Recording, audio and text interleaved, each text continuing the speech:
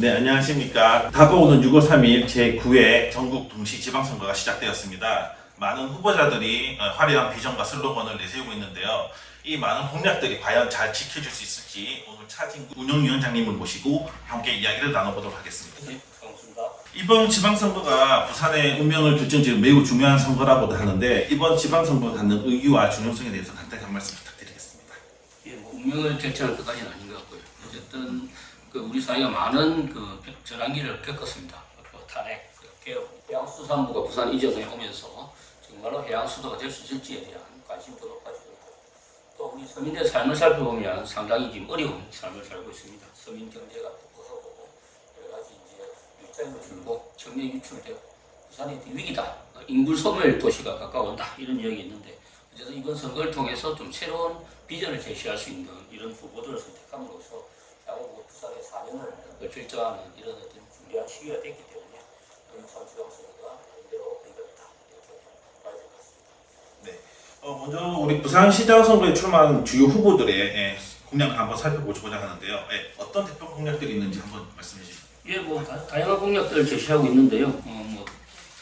비슷한 공약도 있고 그런 차이들도 있습니다. 그래서 전반적으로 보면 이제 해양 수도에 관련된 공약이 있고, 그다음에 AI 수도시를 만들겠다는 게 두 후보에게는 공통적으로 보이고 있고요. 정의한 후보 같은 경우는 사실은 이제 그런 내용들이 별로 없이 거의 구청장 선거에 나올 공약들을 이제 제시해 놓은 이런 수준이라고 보시면 될 것 같고요. 공통된 부분 아까도 말씀드린 것처럼 AI 수도시를 만들겠다는 게 유일하게 공통된 부분 같습니다. 그다음에 이제 해양 수도 완성에 대한 부분이 있고, 그다음에 신공항 건설을 조기하겠다는 것도 공통된 생각인 것 같습니다.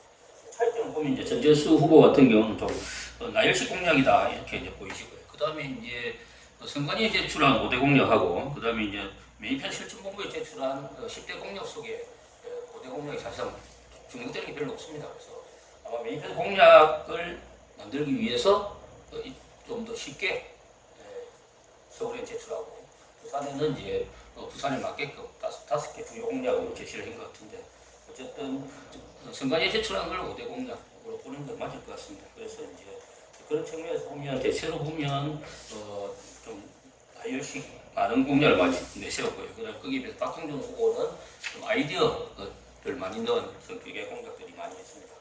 그래서 보면 이제 전체적으로 보면 그에 반해서 예산 규모는 사실은 아이디어 수준을 하지만 박형준 후보의 공약의 예산 규모가 훨씬 큽니다. 10개 공약이 5조 7천억 정도가 되고 있고요. 그다음 그에 비해서 전재수 후보는 사실은 전체 48개 공약이 1조 7천억 정도 수준밖에 안 됩니다. 그래서 보면 그동안 전재수 후보의 공약은 주로 국가 사업을 많이 부산에 가져와서 정부의 힘을 빌어서 사업을 하겠다는 것이 많은 것 같고, 박형준 후보는 이미 이제 재선을 통해서 5년여 6년 가까운 재임 기간을 거쳤기 때문에 해오는 것보다는 이제 새로운 해오는 것들을 엮어서 새로운 아이디어를 접목한 그런 공약들을 많이 제시했다고 보십니다. 정의한 후보 같은 경우에는 별로 내세울 게 없습니다.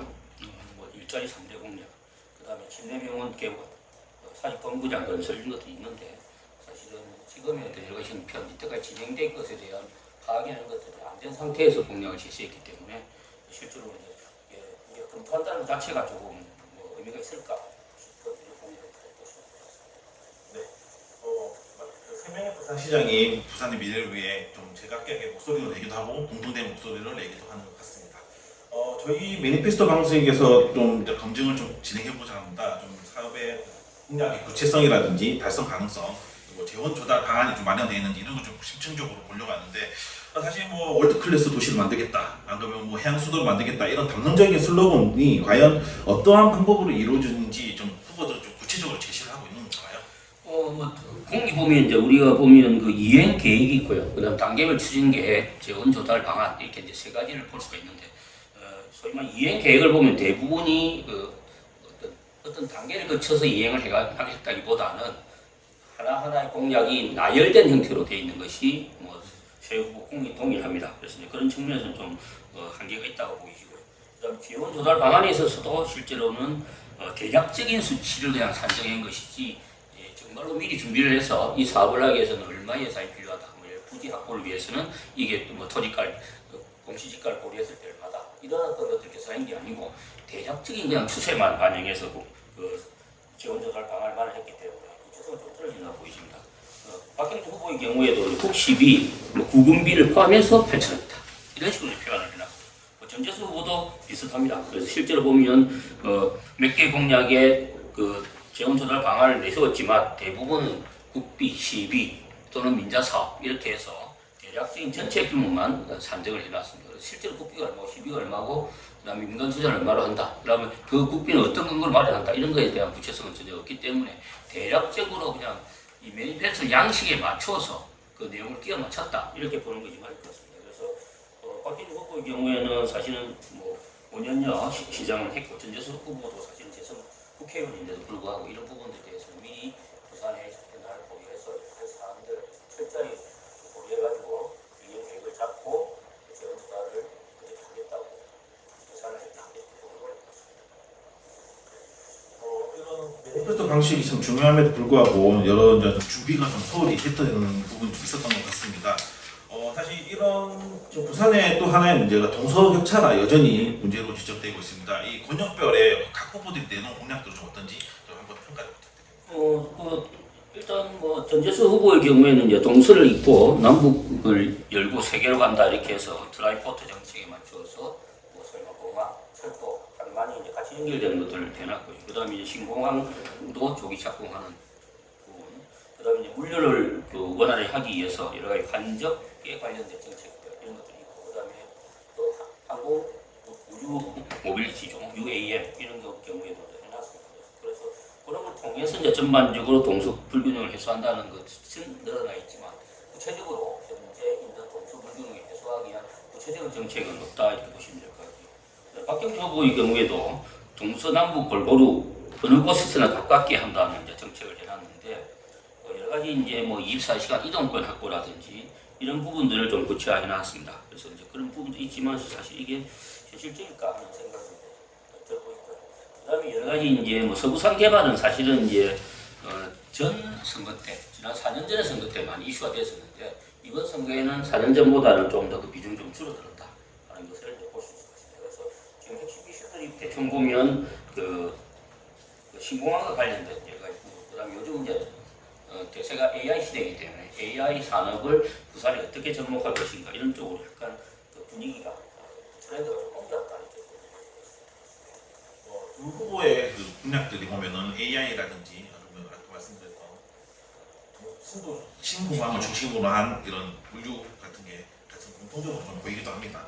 사실 이런 공약들을 제시함에 있어서 요즘에 다양한 방식이 좀 사용되고 있습니다. 유튜브 쇼츠라든지 그리고 화려한 선정 구호라든지 이런 게 여전히 지속되고 있는데 유권자 입장에서는 이러한 유튜브 쇼츠라든지 미디어의 발달로 인한 공약 제시 방법이 사실 다 상세하게 보기는 어려운 부분이 있습니다. 이건 어떻게 생각하시는지? 맞습니다. 그러니까 어쨌든 이게 뭐 요즘 유행인데요. 어쨌든 뭐 유튜브에서도 쇼츠가 유행하다 보니까 쇼츠를 통해서 아마 선거 기획가라면 뭐 예를 들어 선거 본부에 있는 사람이라면 당연히 이걸 이제 무시할 수 없는 대세긴 한데 실제로는 유권자 입장에서 보면 이 정말로 우리 앞으로 4년을 어떻게 할 것인가에 대한 비전이라든지 목표가 담겨 있는 구체적 계획을 알기는 어렵죠.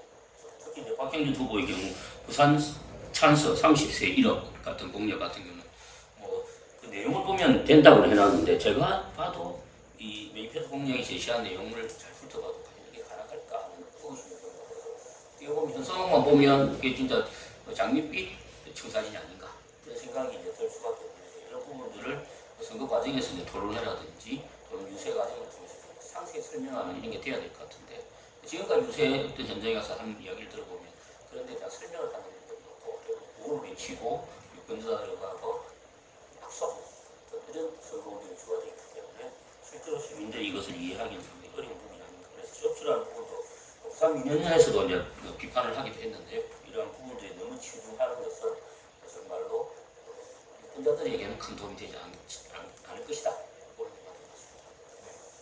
이러한 부산의 미래를 결정지을 아주 중요한 선거임에도 불구하고 이 정책 전달이 제대로 되지 않는 점은 아쉬운 점인 것 같습니다. 네, 오늘 이런 대담을 통해서 유권자들이 정책에 대해 좀 더 관심을 갖고 그리고 올바른 선택을 할 수 있는 기준이 좀 마련됐으면 하는데 마지막으로 우리 유권자들이 선거 투표하러 가기 전에 어떠한 점을 좀 유의하고 가셨으면 좋겠습니다. 예, 우선은 이제 사실은 저희들이 매일 정치 선거를 하자, 그다음에 이제 정책을 보고 투표하자 이런 이야기를 하지만 이 매니페스토 운동을 하고 있는 저로서도 참 답답합니다. 과연 시민들이 이러한 지금이 드러나 있는 어떤 선거 공보라든지 이런 것들을 보고 과연 어떤 후보가 어떤 정책을 내는 것을 이해할 수 있을지조차 어렵거든요. 그래서 실제로 보면 지금의 어떻게 보면 법률이라든지 그다음 선관위 활동, 또 언론의 역할 이런 부분들에 대해서 근본적으로 고민을 해봐야 될 것 같습니다. 그래서 선거 운동 기간에 다 와서 선관위에 제출한 이 자료를 누가 보겠습니까? 그래서 한참 선거법상으로가 아니더라도 선관위가 직접 나서서 각 후보들에게 예비 후보 단계에서부터 정책 공약을 받아서 그것을 비교하는 토론회도 개최하고 또 시민단체나 언론을 통해서 그런 것이 개최될 수 있도록 선관위가 좀 직접 나서야 되는데 선관위는 그냥 선거 관리에만 그러니까 집중이 돼가지고 실제로 유권자들의 어떤 앞으로의 미래, 어떤 국가나 지방의 어떤 발전 이런 데에서는 전혀 신경도 안 쓰고 있는 어떻게 보면 별 필요 없는 조직이 아닌가 이런 생각이 들 정도입니다. 그래서 유권자들 입장에서는 그나마 이러한 다양한 정보를 통해서라도 내 스스로 판단할 수밖에 없는 이런 것들이 현실입니다. 앞으로는 법 제도도 좀 바뀌고 선관위의 역할도 바뀌어서 정말로 정책 선거가 좀 뿌리 내리고 유권자들이 정말 내가 알고 싶은 정보를 제대로 얻어서 판단해서 투표할 수 있는 어떠한 정책이 좋고 그 정책을 과연 이 사람이 실현할 능력과 그 능력을 갖추고 있는지 이런 것들을 볼 수 있는 좀 선거 과정이 됐으면 좋겠습니다. 네. 오늘 말씀은 여기까지 들어가고 앞으로 우리 정책 선거가 좀 자리를 잡고 유권자들이 올바른 선택과 그리고 할 수 있도록 알 권리를 좀 확보할 수 있는 정책적 기반도 같이 마련되었으면 좋겠습니다. 오늘 나와주셔서 감사합니다.